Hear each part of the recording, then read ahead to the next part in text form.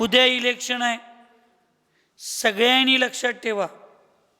अगदी महत्त्वपूर्ण विधान मी सांगायला लागलोय.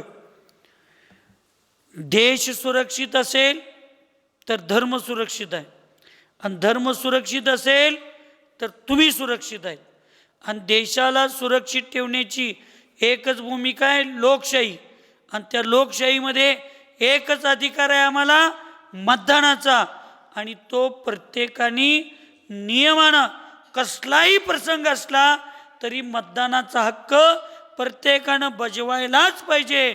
उद्या कुणाचं लग्न असलं तर त्यांनी पहिला मतदान करून लग्नाला जावं, किंवा लग्न करून 5च्या आत मतदान करायला जावं.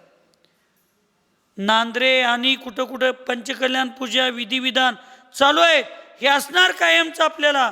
पण मतदानाचा हक्क, तुम्हाला जर देशाची सुरक्षितता लोकशाहीमध्ये आहे, आणि लोकशाहीचा हक्क हा मतदानामध्ये आहे.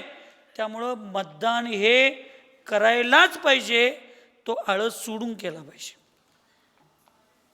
तर प्रत्येक धर्म, देश, राष्ट्र सुरक्षित असणार आहेत.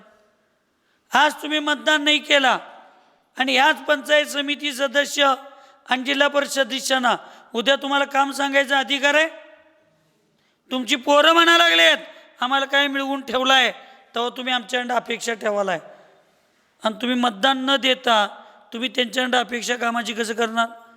तुमचा अधिकार आहे, हक्क आहे, तो बजवायलाच पाहिजे. त्याच्यासाठी 5-10 मिनटं आपल्या संसारातल्या, धर्मातले इकडचा तिकडचा वेळ बाजूला काढून तो हक्क बजवा.